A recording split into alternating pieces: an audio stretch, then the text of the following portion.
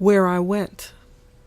On the operating table, before I died, men did unthinkable things to my mind as my unconscious body lied, raped and sodomized by doctors I trusted would take care of me, drowned in rivers of sperm, my hope, trust, wishes, heartfelt dream. To find a man who loved and respected me, body, soul, and mind.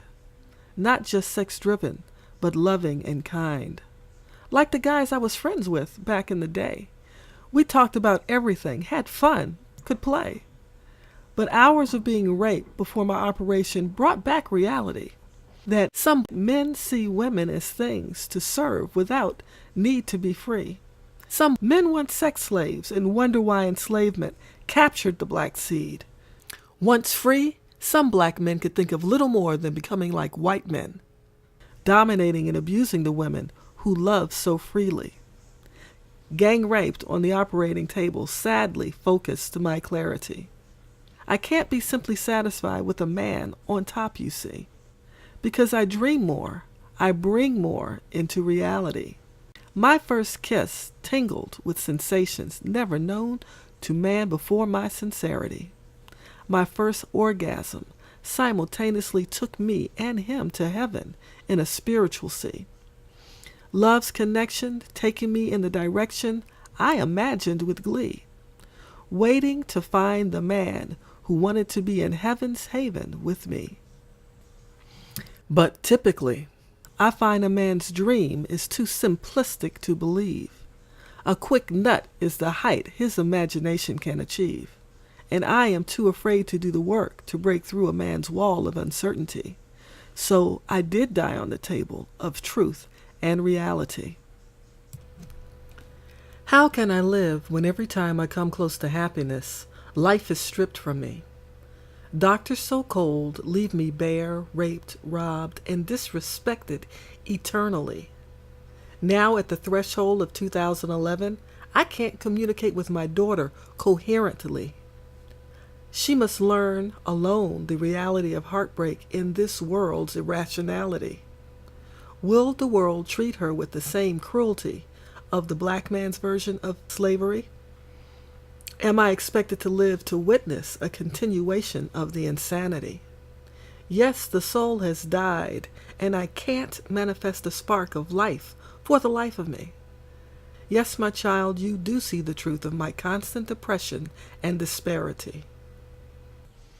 Yes, you had to grow up and become less attached to the one so motherly. Umbilical cord cut, independent life became reality. No longer one mind, one spirit, one blood flowing to you from me. Singing songs of power, joy from the angels nightly. Sharing stories from my dreams, the best of me. And you took my life to be your reality. But my life became a dream without sustainability because I am constantly revisited by those who violated me.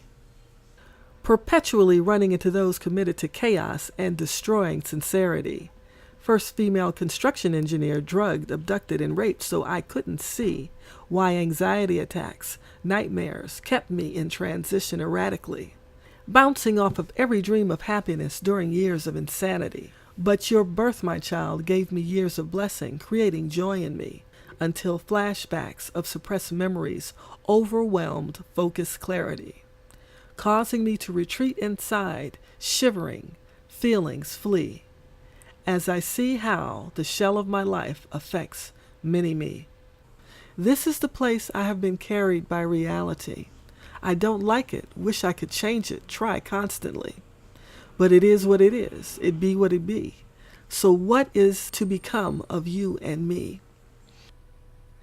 If I could reopen my holistic haven health sanctuary, I could revive my life dream of healing cruelty, helping men and women understand the consequences of using freely their power to abuse men, women, and children, calling back slavery, through jail time colored for black men suffering when chickens come home to roost after freedom's abuse clouds sanity.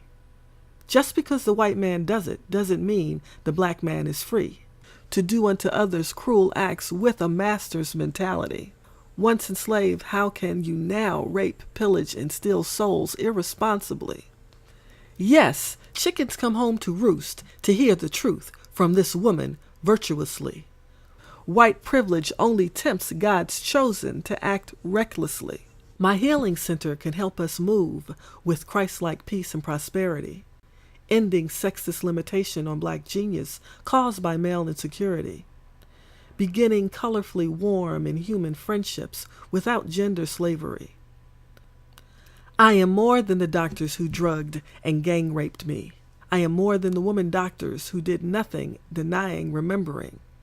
I am offering them all the opportunity to help me as they heal soul and body, as I am sharing the gift of true healing so life can be lived freely. This is the gift of my healing sanctuary. Investing in it heals you and me.